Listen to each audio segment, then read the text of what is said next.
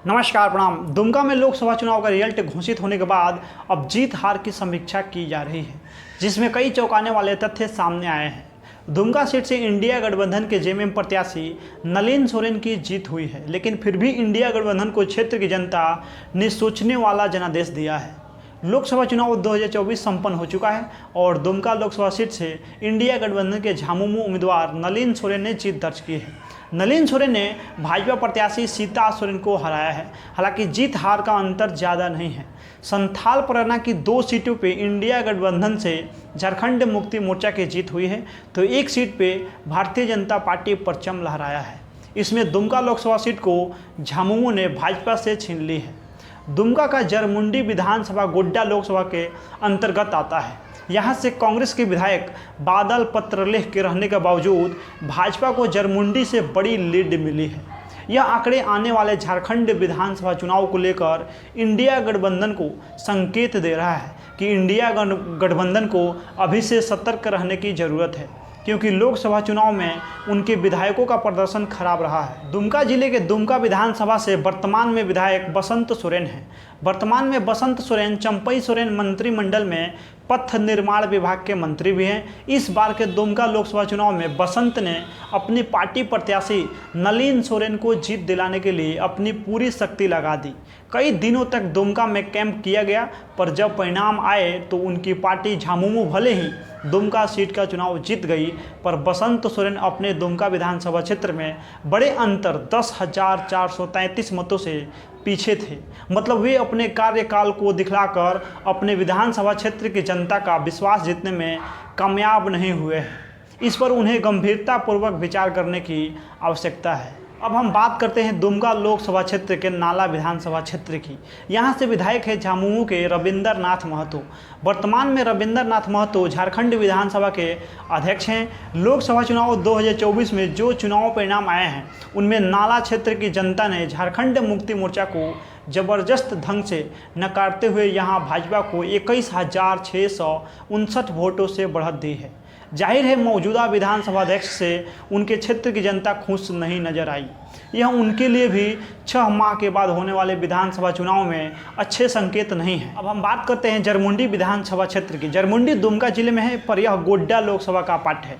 यहाँ के विधायक बादल पत्रलेख हैं, जो चंपई सोरेन की सरकार में कृषि मंत्री है। बादल पत्रलेख ने अपने कांग्रेस प्रत्याशी प्रदीप यादव को जिताने के लिए काफ़ी मेहनत की, पर जब परिणाम आए तो जरमुंडी सीट से भाजपा के निशिकांत दुबे ने 44,398 मतों से बढ़त बनाई, जो एक बहुत बड़ा अंतर कहा जा सकता है।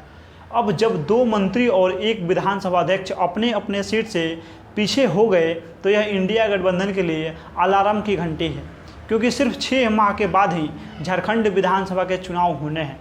इन तीनों सीट पे अगर इन्हें जीत दर्ज करनी है तो जनता के विश्वास को जीतने की आवश्यकता है। लोकसभा चुनाव 2024 में दुमका सीट पे भारतीय जनता पार्टी की सीता सोरेन को शिकस्त देने के बाद झामुमो नेता नलिन सोरेन ने मंगलवार को पूरे गाने बाजे के साथ विजय जुलूस निकाला।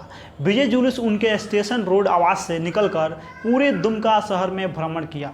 इस मौके पे उनकी पत्नी जॉयस बेसरा, जो दुमका जिला परिषद की अध्यक्ष भी हैं, वह शामिल थी। इसके साथ ही उनके पुत्र आलोक सोरेन, जो जेएमएम के केंद्रीय समिति सदस्य हैं, पुत्र वधू और परिवार के सभी सदस्य काफ़ी उत्साहित होकर जीत के इस जश्न में शामिल हुए। पार्टी के पदाधिकारियों और कार्यकर्ता हरे रंग के गुलाल लगाकर नाचते गाते और मिठाइयाँ बांटकर खुशियाँ मनाते दिखाई दिए हैं। दुमका सीट के नवनिर्वाचित सांसद नलिन सोरेन का लंबा राजनीतिक जीवन रहा है।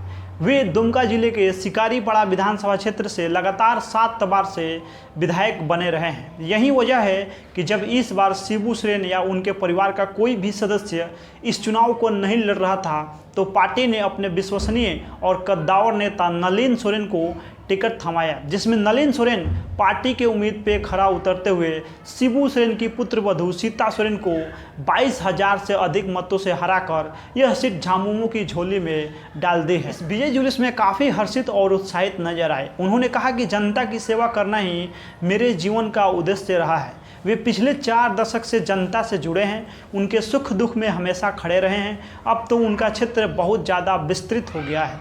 जनता की उम्मीद पे खड़ा उतरना ही उनका लक्ष्य है। यहाँ का सर्वांगीण विकास करना उनकी प्राथमिकता होगी, जिसमें स्वास्थ्य, शिक्षा और अन्य आधारभूत संरचना को विकसित करेंगे वो। उन्होंने कहा कि युवाओं को रोजगार मिले और किसानों को खेत में पानी, इस पर मेरा विशेष रूप से फोकस रहेगा। अब हम अगला खबर की तरफ बढ़ते हैं। देखिए, नवनिर्वाचित बीजेपी सांसद कंगना रनौत को बीते दिन चंडीगढ़ एयरपोर्ट पे CISF महिला कांस्टेबल ने थप्पड़ मारा था, जिसके पीछे की वजह किसान आंदोलन पे कंगना रनौत द्वारा की गई टिप्पणी बताई जा रही है। वहीं मामले में CISF ने महिला कांस्टेबल को निलंबित कर दिया है। बॉलीवुड क्वीन और भाजपा के नवनिर्वाचित सांसद कंगना रनौत हिमाचल की मड्डी लोकसभा सीट से चुनाव जीतने के बाद दिल्ली जाने के लिए चंडीगढ़ एयरपोर्ट पहुंची थी। इस दौरान जो कंगना के साथ हुआ उसका अंदाजा किसी को भी नहीं था। एयरपोर्ट पे एक CISF महिला जवान ने कंगना रनौत को थप्पड़ जड़ दिया, जिसके बाद वहां हंगामा मच गया। हालांकि मामले में आरोपी CISF महिला कांस्टेबल कुलदीप कौर के खिलाफ कार्रवाई की गई है। आरोपी महिला को निलंबित कर दिया गया है।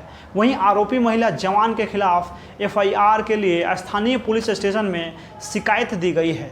दरअसल चंडीगढ़ एयरपोर्ट पे कंगना रनौत के साथ हुए थप्पड़ कांड के पीछे की वजह किसान आंदोलन से जुड़ा है। कंगना रनौत ने साल 2020 में किसान आंदोलन के दौरान सोशल मीडिया पोस्ट किया था, जिसमें उन्होंने एक महिला का फोटो पोस्ट करते हुए लिखा था कि ये वही दादी हैं जिसे एक मैगजीन ने सबसे ताकतवर भारतीय बताते हुए इनकी स्टोरी छापी थी और अब वो 100 रुपये में धरने पे बैठी हैं।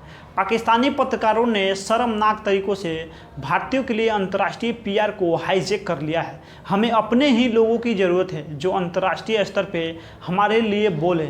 वहीं आरोप है कि कंगना रनौत ने किसान आंदोलन में प्रोटेस्ट करने वाले को आतंकवादी भी कहा था। इसी बात से CISF महिला कांस्टेबल कुलदीप कौर नाराज थी।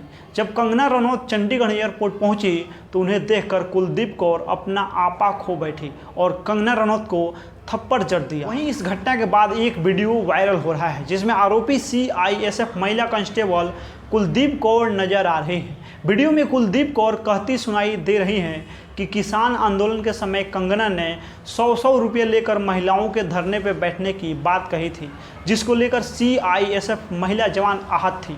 कुलदीप कौर ने कहा कि मेरी मां भी धरने पे बैठी थी। वहीं मामले में CISF महिला कांस्टेबल कुलदीप कौर को निलंबित कर दिया गया है।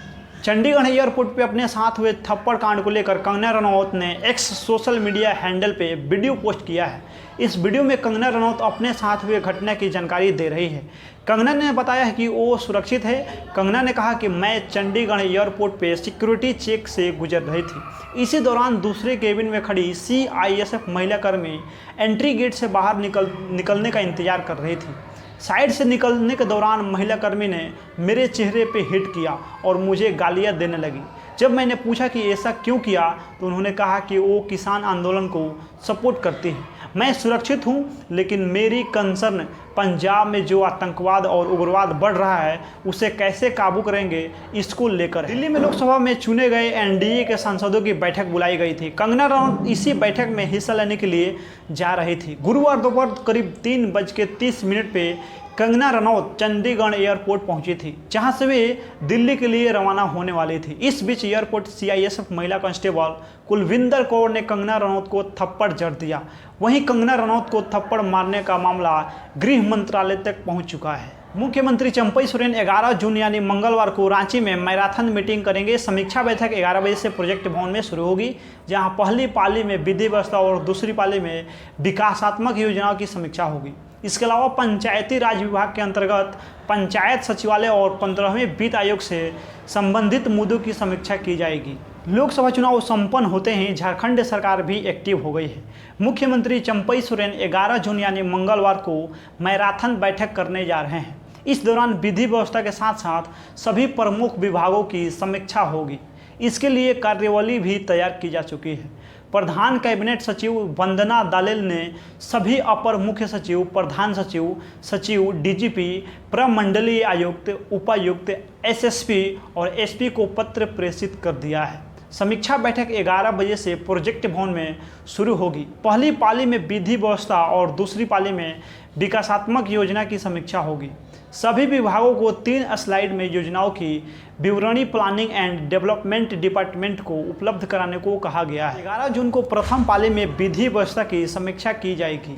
इस दौरान वारंट के कार्यान्वयन, जांच का status report, crime control, POCSO act से जुड़े मामले की स्थिति, सर्टिफिकेट केस का स्टेटस रिपोर्ट, अवैध खनन, अवैध मादक पदार्थ और शराब की तस्करी का स्टेटस रिपोर्ट, पुलिस के इंफ्रास्ट्रक्चर से जुड़े मसले, लॉ एंड ऑर्डर से जुड़े मामले, विधि व्यवस्था से जुड़े वन और भू राजस्व के मामले के अलावा जेपीएससी झारखंड लोक सेवा आयोग और जेएससी झारखंड कर्मचारी चयन आयोग की परीक्षा के आयोजन से जुड़े विधि व्यवस्था के मामले की समीक्षा की जाएगी। राज्य की विधि व्यवस्था से जुड़े मसलों की समीक्षा के बाद सीएम चंपई सोरेन विभागों के विकास योजनाओं की समीक्षा करेंगे। सबसे पहले ग्रामीण विकास योजना के तहत अबुआ आवास योजना, पोटो हो खेल विकास योजना, बिरसा सिंचाई कूप संवर्धन योजना, मनरेगा, जेएसएलपीएस झारखंड राज्य आजीविका संवर्धन सोसाइटी, प्रधानमंत्री आवास योजना और बिरसा हरित ग्राम योजना पे फोकस किया जाएगा। इसके बाद पंचायती राज विभाग के तहत पंचायत सचिवालय और 15वें वित्त आयोग से जुड़े मसलों की समीक्षा होगी। इस बैठक के बाद एसटी/एससी अल्पसंख्यक एवं पिछड़ा वर्ग कल्याण विभाग के तहत मुख्यमंत्री रोजगार सृजन योजना, छात्रवृत्ति, छात्रावासों के निर्माण और जीर्णोद्धार से जुड़ी योजना, आवासीय विद्यालय, साइकिल वितरण योजना, धार्मिक स्थलों की घेराबंदी योजना और वनाधिकार पट्टा के स्टेटस को खंगाला जाएगा। इसके तुरंत बाद महिला बाल विकास एवं सामाजिक सुरक्षा विभाग से जुड़े पेंशन वितरण, सावित्रीबाई फुले किशोरी समृद्धि योजना और आंगनबाड़ी भवनों के निर्माण से जुड़ी योजनाओं की समीक्षा होगी। इससे साफ है कि सरकार का जोर सामाजिक सुरक्षा से जुड़ी योजनाओं पे होगा। 5वें विभाग के तौर पे कृषि, पशुपालन एवं सहकारिता विभाग के तौर पे मुख्यमंत्री पशुधन योजना, झारखंड कृषि ऋण माफी योजना, किसान क्रेडिट कार्ड, बीज और उर्वरकों की उपलब्धता और मुख्यमंत्री सुखाड़ राहत योजना की समीक्षा होगी। साथ ही पेयजल एवं स्वच्छता विभाग के तहत जल जीवन मिशन, स्वच्छ भारत मिशन और चापाकल निर्माण से जुड़ी योजनाओं का आकलन किया जाएगा। अगले पड़ाव में खान एवं भूतत्व विभाग, ऊर्जा विभाग से जुड़ी योजनाओं की समीक्षा होगी। इसके बाद राजस्व, निबंधन एवं भूमि सुधार विभाग के तहत राजस्व न्यायालय और दाखिल खारिज से जुड़े मामले का स्टेटस रिपोर्ट देखा जाएगा। इस दौरान मुख्यमंत्री संबंधित विभागों के अधिकारियों को निर्देश देंगे। 10वें विभाग के तौर पे कार्मिक, प्रशासनिक सुधार तथा राजभाषा विभाग के तहत जातीय आय, आवासीय प्रमाण पत्रों के साथ साथ जेपीएससी और जेएसएससी की ओर से आयोजित की जाने वाली परीक्षाओं की कार्य योजना की समीक्षा होगी। इसके अलावा स्वास्थ्य, चिकित्सा, शिक्षा एवं परिवार कल्याण विभाग, स्कूली शिक्षा एवं साक्षरता विभाग, परिवहन विभाग के तहत मुख्यमंत्री ग्राम गाड़ी योजना, श्रम नियोजन प्रशिक्षण एवं कौशल विकास विभाग, उच्च एवं तकनीकी शिक्षा विभाग की योजना के साथ साथ दूसरी विभागों की 25 करोड़ से अधिक राशि के निर्माण से जुड़ी योजनाओं और भूमि अधिग्रहण से जुड़े मामलों की समीक्षा होगी। इस मैराथन समीक्षा बैठक को आगामी विधानसभा चुनाव से जोड़कर देखा जा रहा है, क्योंकि बैठक में जन सरोकार से जुड़ी योजनाओं पर फोकस किया जाएगा। इस दौरान योजनाओं को धरातल पर उतारने में पिछड़ रहे विभागों के अधिकारियों को फटकार लगाने की भी संभावनाएं जताई जा रही है। बाकी इस वीडियो में आप लोग अपना प्रतिक्रिया दे दीजिए। मिलते हैं अगला वीडियो में। बहुत बहुत धन्यवाद।